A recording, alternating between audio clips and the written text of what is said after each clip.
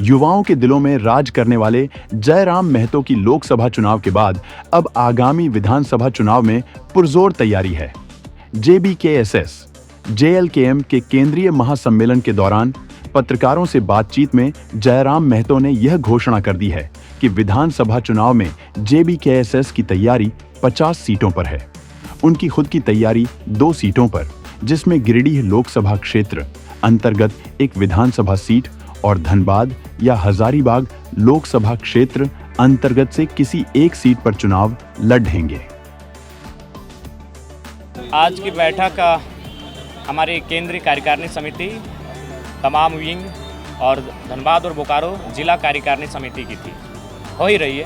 और आज की बैठक को इसलिए बुलाया गया है ताकि हम लोग विधानसभा के चुनाव में हम लोग की तैयारियां क्या होंगी, कैसे हम लोग विधानसभा के चुनाव को फतह करेंगे और इस राज्यवासियों के जो मुद्दे हैं उनके समाधान के लिए जाके नीति नियम बनाने में हस्तक्षेप कैसे करेंगे, इन सब गंभीर विषयों पर चर्चा परिचर्चा की जा रही है। चर्चा परिचर्चा भी जारी भी है। कितने सीटों पर तैयारी है? देखिए 50 से अधिक सीटों पे हमारी तैयारी है, क्योंकि लोकसभा में हम लोग 8 सीटों पे लड़े थे जिनमें 46 सीटें आती है, तो उनमें तो तैयारी है ही है। हर एक क्षेत्रों में हमारे कैडर हैं, कम हैं कहीं अधिक हैं, और विधानसभा चुनाव के नज़दीक जाते जाते उनकी संख्या में इजाफा होगा, दुगनी होगी तिगुनी होगी, तो उन सीटों पे लड़ेंगे। उसके अलावा 2-4 विधानसभा लोकसभा छूटे थे, उन सीटों पे भी हम लोग चुनाव लड़ेंगे। लोकसभा का चुनाव आपने लड़ा था, कहाँ चूक रही? जी कुछ चूक रही, देखिए हाँ उनकी भी समीक्षा हो रही है। लोकसभा चुनाव जो हुआ उसमें हमारी चूक रही कि हमारे पास जो कैडर नहीं थे। चुनाव हम लोगों ने केवल एक इमोशन से चुनाव लड़ा। हमारे पास बूथ में बैठने के लिए बूथ मैनेजमेंट नहीं था। अगर बूथ मैनेजमेंट होते हैं, अगर एक बूथ में मान के चलिए 20 वोट ही एक्स्ट्रा ऐड होते हैं, तो हमारे पास मान के चलिए 2000 बूथ हैं, तो 2000 को आप 20 से गुना करके देख लीजिए। तो कुल मिलाकर हमें लगता है कि बूथ मैनेजमेंट में हमारी कमी रही, हमारी कमी जो हमारी कैडर्स रहे उनमें कमी रही। हम कैडर्स भी अगर रखते तो कम से कम कैडर वोट भी हमें आता। और सबसे महत्वपूर्ण बात होती है कहीं ना कहीं जो एक स्ट्रेटजी प्लान तैयार होती है, वो प्लान कभी नहीं रहा। हम लोग हमेशा सभाओं में रहे, हमेशा रोड में शो में रहे, क्योंकि समय ही नहीं था। क्योंकि बाकी जो दल थे उनके पास बाकी स्टेट से भी लीडर आते थे। इंडिया गठबंधन के पास नहीं करने से भी 1000 स्टार प्रचारक हैं, एनडीए गठबंधन के पास भी 1000 स्टार प्रचारक थे। लेकिन जयराम महतो की टीम में सारा चीज़ हम लोग के सेंट्रल के जो 2-3 चेहरे थे उन्हीं के इर्द गिर्द घूम रहा था। तो इसलिए थोड़ा सा मैंने साधन संसाधन की कमी, समय का अभाव रहा। अगर समय और 10 दिन मिलता तो गिरिडीह लोकसभा हम चुनाव जीत जाते, ये मेरा विश्वास है। अच्छा, जो लोकसभा में चुनाव लड़े हैं वो क्या विधानसभा में उतरेंगे? देखिए अनुमानित प्रत्याशी तय हैं और बहुत जल्द उनके नामों की घोषणा कर दी जाएगी। धनबाद चूंकि भाजपा का गढ़ रहा, तो ऐसे में आपकी वो कहाँ? देखिए धनबाद में नो डाउट शहर होने के कारण हम लोग थोड़ा सा है पिछड़े। सत्य को स्वीकार करने में आपत्ति नहीं है, हालांकि हम लोग सरल स्वभाव के हैं। लोग कभी कुछ बातों पे एस्किप कर जाते हैं, लेकिन हम एस्किप नहीं करेंगे, सत्य है। लेकिन हम लोग धनबाद में कुछ ऐसे नेतृत्व को चुन के लाएंगे जो सबको चौंकाएंगे भी और हमारे संगठन को मजबूत भी बनाएंगे। कहाँ करता है वो नाम अगर आप बता पाए? देखिए ये तो तय है कि हम लोग आज उत्तरी छोटा नागपुर की 25 सीटों पे चुनाव लड़ेंगे। जो 7 जिला उत्तरी छोटा नागपुर पे आते हैं, उन तमाम जो 25 सीटें आती हैं, उन 25 सीटों पे हम लोग विधानसभा का चुनाव लड़ेंगे। उन सीटों पे कहीं किंतु परंतु कुछ भी नहीं है। और बाकी गठबंधन भी आप लोग करेंगे क्या? नहीं, गठबंधन नहीं करेंगे। हम लोग अपने दल के आधार पे चुनाव लड़ेंगे। हम लोग किसी गठबंधन के छत्र छाया में चुनाव लड़ने नहीं जा रहे हैं।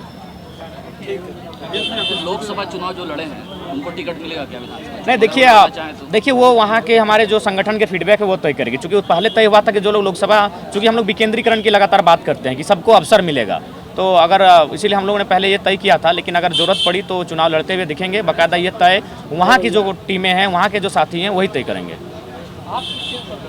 देखिए अगर जहाँ तक मेरा सवाल है, मैं गिरिडीह लोकसभा की किसी एक सीट पे चुनाव लड़ूंगा और धनबाद लोकसभा, हजारीबाग लोकसभा में से किसी एक सीट पे चुनाव लड़ूंगा। तो यही फिलहाल मंथन चल रहा है और संगठन का भी यही निर्णय है। जातीय समीकरण भी रहेगा क्या टिकट बंटवारे में? नहीं, जातीय समीकरण नहीं। जो पहले से आंदोलन में जुड़े हैं, जो हमेशा अगुवाई किए हैं, हालांकि सामाजिक समरसता की बात हर कोई करता है, हर कोई करना भी चाहिए, सोशल इंजीनियरिंग का ध्यान रखना चाहिए। लेकिन कुल मिलाकर जो आंदोलन से जुड़े लड़के हैं वो प्रथम रहेंगे। उसके बाद बाकी जो समीकरण आप कह रहे हैं उस पर हम लोग बात करेंगे। मुद्दा लेके जा रहे हैं जी, हमारा सबसे पहला मुद्दा यही है कि आज भी 24 वर्ष हो गए झारखंड को, अगर आज भी इस राज्य की एक स्थानीय डोमिसाइल पॉलिसी नहीं है, एक मजबूत डोमिसाइल पॉलिसी नहीं होने के कारण जब भी यहाँ की कोई वैकेंसी आती है तो उस डोमिसाइल पॉलिसी नहीं होने के कारण उसका नियोजन नीति में हस्तक्षेप नहीं हो पाता है और हमारी सीटों को गैर झारखंडियों में बांट दिया जाता है, जो कि दुर्भाग्य है। तो इसीलिए मेरा मानना है कि एक मजबूत स्थानीय नीति बने, फिर उस स्थानीय नीति के आधार पर एक नियोजन नीति बने। चूँकि हमारा क्षेत्र नौकरियों के बाद, सरकारी नौकरियों के बाद अगर हम कहीं रोजगार सृजन करते हैं तो औद्योगिक क्षेत्र में करते हैं और माइंस के एरियाज में करते हैं। तो वहाँ जो हमारा कंपनी का जो एक्ट होगा उनमें हम लोग राज्य सरकार का जो आवेदन माने संदेश होगा वो केंद्र को भेजा जाएगा कि कंपनी एक्ट में ऐसा संशोधन हो ताकि वहाँ के रैयत, वहाँ के विस्थापित और उस आसपास के क्षेत्रों में बसने वाले लोगों को मैक्सिमम लाभ हो। हम लोग कृषि प्रधान क्षेत्र में आते हैं तो राज्य की एक बेहतर कृषि नीति बनाई जाएगी। यहाँ की जो शिक्षा और स्वास्थ्य हैं उनको सुदृढ़ किया जाएगा, उनको मजबूत किया जाएगा। आज अगर हम शिक्षा की बात करें तो अगर गाँव में आप चले जाएँ तो 9वीं 10वीं में जो बच्चे आ गए हैं वो भी आज अंग्रेजी की बात करें या हिंदी की बात करें, मतलब बहुत लोग ऐसे भी हैं जो शायद शुद्ध रूप से लिख नहीं पाते हैं। तो शैक्षणिक व्यवस्था भी हमारी कहीं ना कहीं थोड़ा सा बाकी प्रदेशों की तुलना में हम पीछे हैं। तो उसके लिए हमें लगता है जो उपाय करने होंगे, जिन उपकरणों का इस्तेमाल करना होगा, उपयोग करना होगा, उनके माध्यम से हम लोग जाएंगे। अगर स्वास्थ्य की बात करेंगे तो आज हाईकोर्ट बाकायदा कह रही है, रिम्स को फटकार लगा रही है। आपके यहाँ तो एनएमसीएच की क्या कहानी है, पत्रकार बंधु आपसे छुपा नहीं है, लेकिन रिम्स की कहानी क्या है वो हाईकोर्ट बता रही है, उनको फटकार लगा रही है कि अगर आपसे नहीं संभलता है तो रिम्स को बंद कर दें। तो ऐसे में हमारे स्वास्थ्य व्यवस्था पर भी सवाल खड़ा है। अतः हम लोग राज्य की एक बेहतर स्वास्थ्य नीति बनाएंगे जिसमें किस प्रकार से डॉक्टरों की व्यवस्था होगी, किस प्रकार से बाकी जो उपकरणों की व्यवस्था होगी उस पर हम लोग विशेष ध्यान केंद्रित करेंगे। फंडिंग की कुछ कमी वगैरह तो महसूस होती है लोकसभा चुनाव? देखिए, अगर हम लोग चुनाव अगर थोड़ा सा भी मतलब बाकी लोग नेता जो जिस प्रकार से जीतना चाहते हैं, अगर जीतना चाहते हम लोग जीत जाते हैं। 1 लाख वोट को आप 1 लाख मत देखिए, आप देखिए 50,000। अगला का 50,000 लाना था, आप 50,000 आपके तरफ आ रहा है। तो अगर हम लोग वहाँ अगर जनता को बूथ के माध्यम से अगर हम लोग 10-15 लाख भी खर्च करते हैं तो चुनाव हमारे पास होता। लेकिन हम लोगों ने उन सब चीज़ों को सिरे से खारिज कर दिया। लेकिन फिर भी फंडिंग की कमी, इस बात से आप इस बात को स्वीकार करना होगा।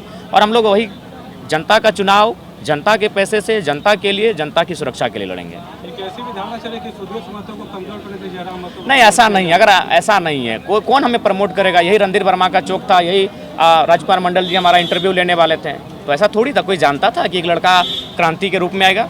और हमने तो मुद्दों की बात की, हमने विस्थापन की बात की। आज कौन शख्स है झारखंड में जो इन मुद्दों पर मतलब झारखंडियत भावना के साथ और ठेठ भाषा में समझाता है? कौन है जो माने तमाम जो माफिया हैं उनको आंख दिखाता है? कल क्या हुआ लोधना की घटना आपको भी मालूम